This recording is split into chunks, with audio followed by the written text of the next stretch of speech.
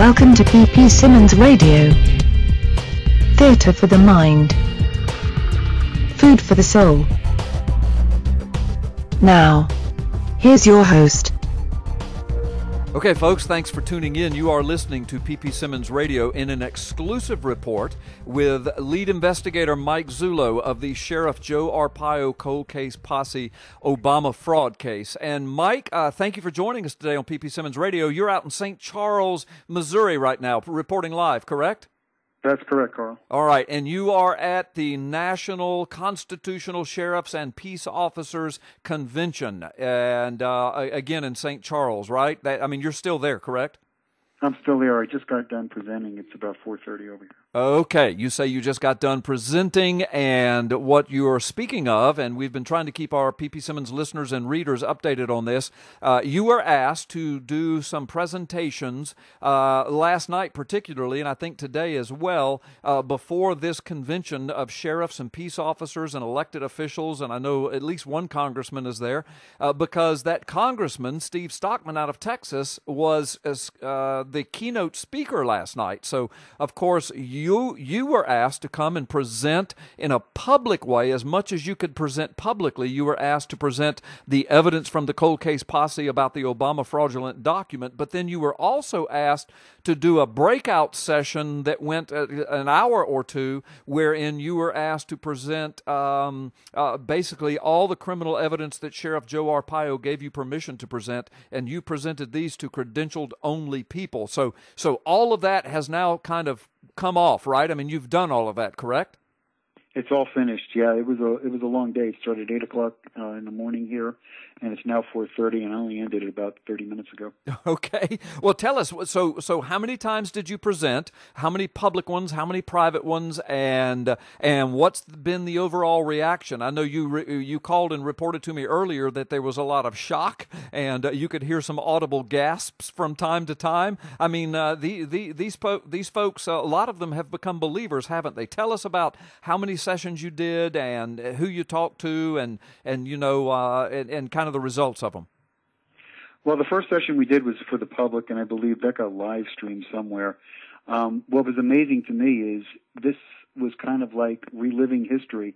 People were not aware of this. They had no idea that we did this kind of work.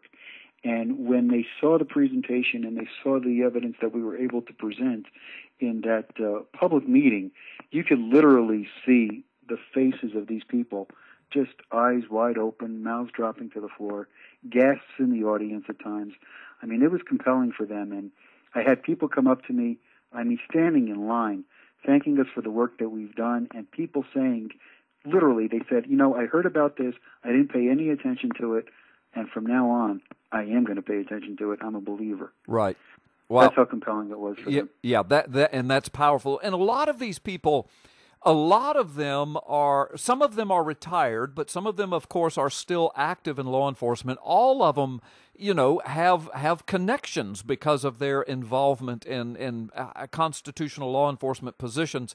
And it's my understanding, don't let me put words in your mouth, but it's my understanding that many of them are now believers, and you are getting at least promises of some pretty active support and from a lot of these sheriffs and peace officers. Is that correct? Well, that's correct. The second presentation was only to sworn law enforcement and/or state representatives and attorneys that agreed on confidentiality. And we did make that presentation. There was a constitutional attorney in the audience. There was about, I would say off the top of my head, 60 some odd people maybe in the room at a given time. And this went on for about an hour and a half, and they wanted more. Yeah. So we actually extended the time, and it actually extended for about another 2 hours, and we went through a lot of material. Yeah, and this is powerful, I think, Mike, because what happens now as we move this forward, and we need to reemphasize that this meeting at this National Sheriff's Convention and Peace Officers Convention was just kind of icing on the cake. I mean, you've been working on some other meetings that are coming up and some other big promises that have been made, and you've been going full steam ahead on on that. And then about 5 weeks ago, this opportunity has dropped in your lap. And unbeknownst to you, one of the people that you and I spoke with at CPAC and on Capitol Hill was Congressman Steve Stockman, and he winds up being the keynote speaker at this event. So now he winds up hearing all of your presentation material, and I understand that he has asked for another meeting with you and that he is deeply concerned about this. Am I correct about all of that so far? You're correct. It looks like there's going to be another trip to Washington in the near future. He is deeply concerned about it, and he really does want to have a lengthy discussion about this issue. So I'm sure that something's going to happen very, very soon with that. In addition, there were some other things that you had mentioned or alluded to that you and I, we were working on some other avenues.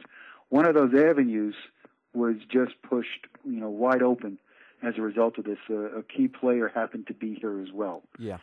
And that's going to really, really move things forward for us. Yeah, and Mike, I just can't help but to see the hand of God in this. I mean, this just seems so providential because you could not have arranged to have one of the congressmen that we spoke to wind up being the keynote speaker. You could not have arranged for him to be in the presence of scores and scores of constitutional law enforcement officers. You could not have arranged to have had a better sit-down meeting with a congressman and constitutional attorneys and sheriffs and police chiefs. And I mean, you could not have made that happen, but I can really see the hand of God in this. And on top of that, the congressman that was there, Steve Stockman, not too long ago, he was making impeachment threats over Second Amendment issues, so he's on the record as being outspoken against these constitutional travesties that are going on. So, of course, once he saw this presentation, I mean, this probably blew him away. So I can just see a real changing of events now for you and a vindication for you and Sheriff Arpaio and the cold case posse. Do you feel and see some of the same things I think I'm seeing? I do. Look, I know it was a divine appointment. It's not a doubt in my mind. And when you can get in front of seasoned law enforcement officials, cops, your peers, and you're sitting over there and you're showing them this stuff, and they're looking at you and they're telling you, my God, a fifth grader can see through this, you've accomplished the goal. Oh, yeah. And what's really big about this to me, I mean, Mike, really, if it goes no further than this, and I know it will, I mean, it's going to go a lot further, but if it didn't go any further than this, I feel so vindicated, and I know you do too, because for so long the mainstream media has made people like you and I, they've made us out to be, nut jobs and wing nuts and tinfoil wearing hat conspiracy theorists. They've labeled us birthers, and now you, as you just said, you've sat down in front of your peers, lawmen, sheriffs, police chiefs, constitutional attorneys, congressmen, constitutional authority people. They've looked at the same evidence you've had, and not one of them challenged the evidence. Every one of them said, oh my gosh, where has this been? And so, there's a huge vindication here, don't you think? I do. And Carl, there was, like I told you earlier, a constitutional attorney that when it was over, she came up to me and she said, I practice in Florida, and whatever I can do for you, you just call me. I mean, here's somebody that knows the Constitution, knows the law inside and out, watch this stuff, and walks away with the same conclusion. Right. Absolutely. So that's huge. And as I said, if it didn't go any further than this, there has been, in my mind, a complete vindication of you and Sheriff Arpaio. But I know it will go further, because you can't get this many American lawmen together who have, hundreds of years total together in criminal investigation experience, and then a congressman and a constitutional attorney looking at evidence that would be presented in a court or in a congressional hearing, for example. And every one of them are saying, this is huge, this is monumental, this is for real. So Mike, I'm telling you, from this point forward, the Obama bots and the mainstream media, regardless of what they think about you and me and Arpaio, regardless of what they wish would happen, from this point forward, the Obama bots and the mainstream media are going to have one heck of a time labeling us as just, right-wing idiots. I mean, you're holding in your hand a 100% verifiable criminal investigation proving that the document, the only identifying document ever proffered by Obama, is a fraud. fraud. It's a fake. It's a forgery. And now you've got a myriad of law enforcement investigators, constitutional attorneys, elected officials that have looked at it with you, and they've all said, Mike, Joe Arpaio, Mike Zullo, you're 100% dead on. Well, Carl, I don't think there's any stopping us at this point.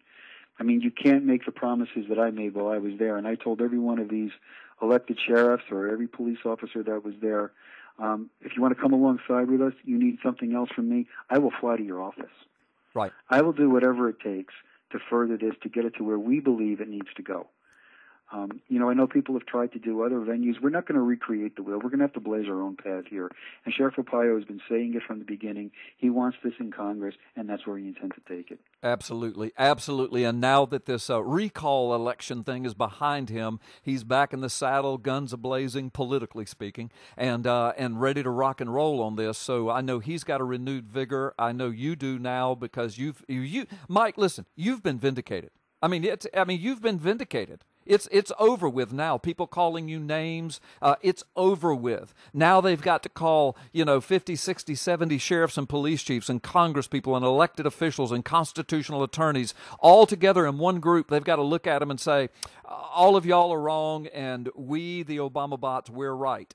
That just makes them look foolish. So, you have been vindicated. This is huge.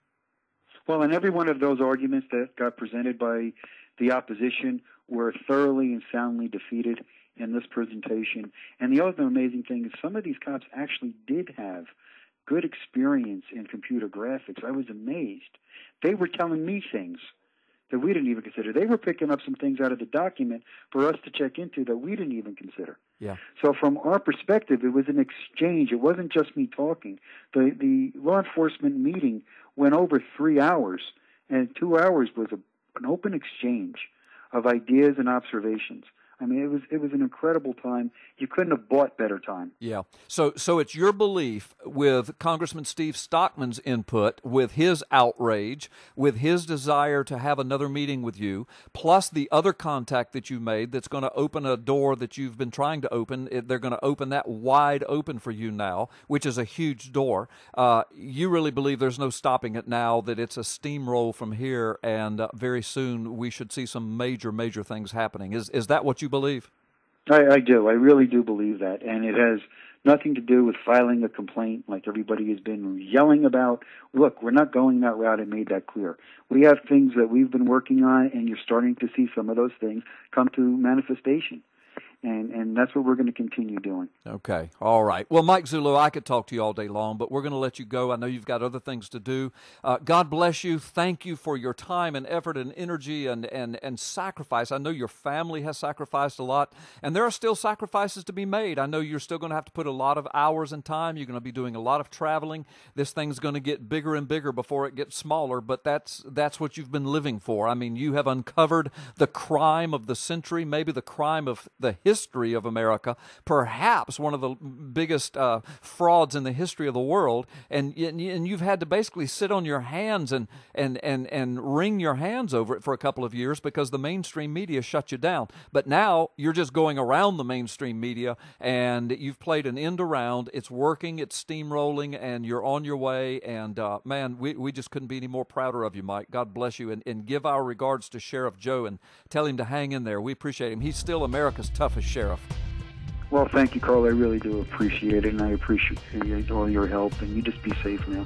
Okay, I will. God bless you, Mike Zullo. Folks, you've been listening to P.P. Simmons Radio. Mike Zullo, our guest from the National Constitutional Sheriff and Peace Officers Convention in St. Charles, Missouri. And folks, you hang on. You ain't seen nothing yet. This thing is steamrolling ahead. You heard it right from the horse's mouth. We'll keep you posted on everything that breaks in the future. And there'll be a lot of breaking stuff. You're going to hear it probably first right here exclusively on P.P. Simmons Radio, Facebook, and YouTube, and Blogspot. God bless you. Thank you for listening.